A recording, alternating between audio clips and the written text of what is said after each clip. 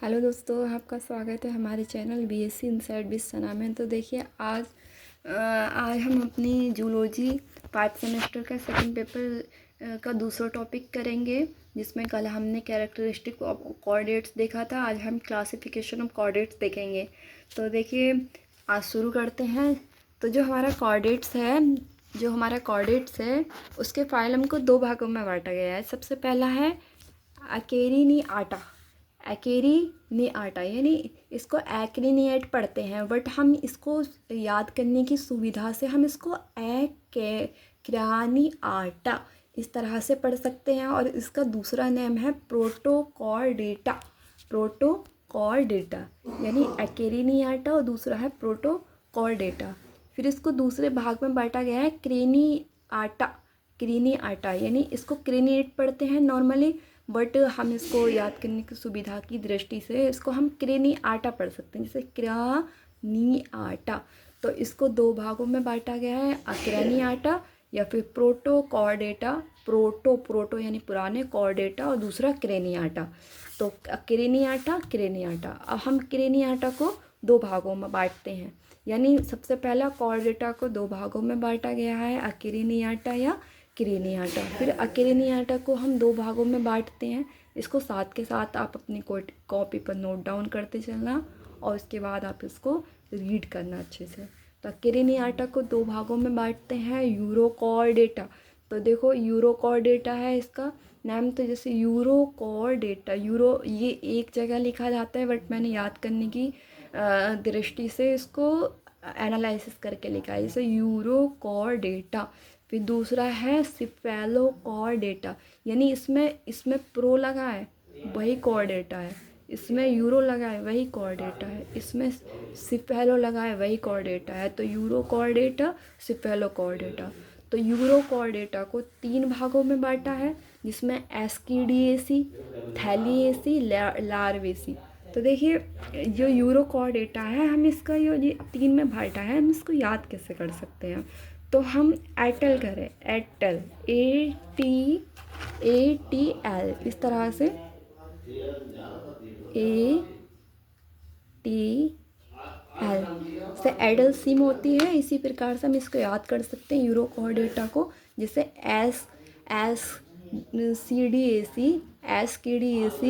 थैली एसी, मतलब एस कीड़ी है एक थैली है हमारे पास, इस तरह से बैग बना हुआ है, थैली है। और लार्वेसी, यानी एटल से याद कर सकते हैं एस कीड़ी एसी, थैली एसी, लार्वेसी, किसको, यूरोकॉर्डेटा को। फिर सेकंड है हमारा सिफेलोकॉर्डेटा। सिफेलोकॉर्डेटा में ओनली एक ही क्लास है, जिसका नाम है लिप्टोकार्डी। लिप्टो यानी हमारे लिप होते हैं, हम इसको इस तरह से कर सकते हैं, लिप्टोकार्डी।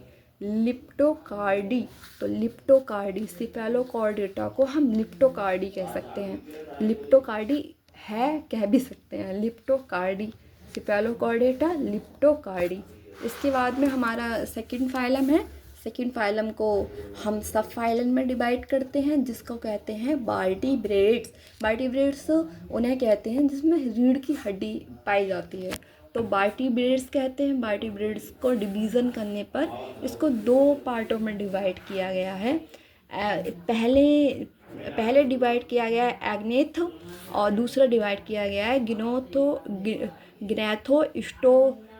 गिनेथोस्टोमेटा। बट हम इसको सुविधा की दृष्टि के लिए थोड़ा अलग तरीके से पढ़ सकते हैं, जैसे एग्नेथ को हम एग्नाथा पढ़ सकते हैं, गिनेथोस्टोमेटा को गिनाथोस्टोमाता ऐसे पढ़ सकते हैं, तो हमें याद जल्दी हो जाएगा। तो एग्नाथा, गिनेथोस्टोमाता। अब एग्नाथा एक क्लास है जिसको हम दो भागों में डिवाइड करते हैं एग्नाथा को। अब इसका जो पहला क्लास है उसका है ओस्ट्राकॉर्डमी। तो हम इसको भी हम इस तरह से लिख कर याद कर सकते हैं, जो अच्छे से याद हो जाए। तो ओस्ट्राकोडर्मी। दूसरा हो जाएगा साइक्लोस्टोमेटा है, बट हम इसको थोड़ा अलग तरीके से पढ़ सकते हैं, साइक्लो रिंग बनी हुई है इस तरह से। और स्टोमेटा को हम स्टोमाता पढ़ सकते हैं, साइक्लोस्टोमाटा। इसका जो नेम है या इसमें जो पाया जाता है, इसमें पाया जाता है लैम्प्रेज एंड हैंगफिशेस। तो इसको भी हम अच्छे से याद कर सकते हैं। जैसे लैंप होता है, उससे रेज निकलती हैं बाहर। और हैग फिशेस, यानी जो लैंप है उस पर फिशेस हैग हुई हैं, लटकी हुई हैं, तो lampreys and hagfishes, इस तरह से पढ़ सकते हैं।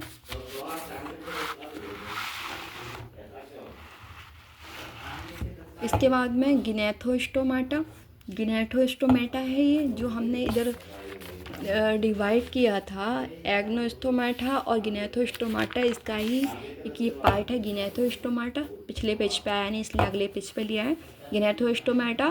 तो इसको हम अलग अलग पढ़ सकते हैं, जैसे गिनेथोस्टोमाता, माता पढ़ सकते हैं, वैसे मेटा है, माता पढ़ सकते हैं। इसको सुपर क्लास में डिवाइड करते हैं, एक तो पाइसीज, पाइसीज में एक टेट्रापोडा में। पाइसीज है, पाइसीज यानी पाइसीज को 3 क्लास में डिवाइड करते हैं हम। पाइसीज को 3 क्लास में डिवाइड करते हैं। पहला प्लेकोडर्मी, पहले जो था वो स्ट्राकोडर्मी था, हम इसको प्लेकोडर्मी कह सकते हैं, ये एक्सटिंक्ट होता है। दूसरा इसको हम कॉन्ड्रिक्टाइज कहते हैं, जिसको कॉन्ड्रिक्टाइज है, जिसको हम हिंदी में भी लिख सकते हैं जैसे कॉन्ड्रिच थाइज। हिंदी में हमने याद करने की सुविधा से लिखा है, जैसे कॉन्ड्रिच थाइज। इसमें कार्टिलेजिनस फिशिस आती हैं, दूसरा ऑस्टिच थाइज भी लिख सकते हैं, तीसरे को हम ऑस्टिच थाइज। बॉनी फिशिस आती हैं, हम इसका याद करने की ट्रिक है PCO, यानी पी से प्लेकोडर्मी, दूसरा है कॉन्ड्रिच थाइज, तीसरा है ऑस्टिच थाइज। इसके बाद में टेट्रापोडा है। टेट्रापोडा को हम 1 2 3 4 क्लास में डिवाइड करते हैं। टेट्रापोडा को 4 क्लास में डिवाइड करते हैं, जिसमें पहले एम्फीबियन आता है, जिसमें फ्रॉक्स है, टोड्स हैं। दूसरा रेप्टाइल्स आते हैं, जैसे सांप होते हैं, रेप्टाइल्स कहते हैं। तो लिजार्ड है, टर्टल्स है। तीसरा एबीज यानी वर्ड्स है। और चौथे में मैमेलियंस आते हैं, डॉग, रैबिट, मैमेलियंस आते हैं। तो देखिए इस प्रकार हमने पूरा क्लासिफिकेशन पढ़ा। और ये क्लासिफिकेशन बहुत इजी है। जैसे हमने 2 भागों में इसे डिवाइड किया, फिर 2 भागों में इसको डिवाइड किया, फिर इसको 3 में डिवाइड किया, इसको 1 में डिवाइड किया। उसके बाद में हमने 2 भागों में डिवाइड किया, फिर पहले को भी 2 भागों में डिवाइड किया, दूसरे को हमने फिर 2 भागों में डिवाइड किया, 2 भागों को हमने 3 भागों में डिवाइड किया, इसको चौथे को हमने 4 भागों में डिवाइड किया। तो ये बहुत ही इजी क्लासिफिकेशन है, इसे अच्छे से तैयार करें। और आने वाली क्लासों में हम इसको डिटेल से एक टॉपिक को अच्छे से एक्सप्लेन करेंगे। ये एग्ज़ाम में पूछा जाएगा, बहुत इम्पोर्टेंट टॉपिक है। Thank you.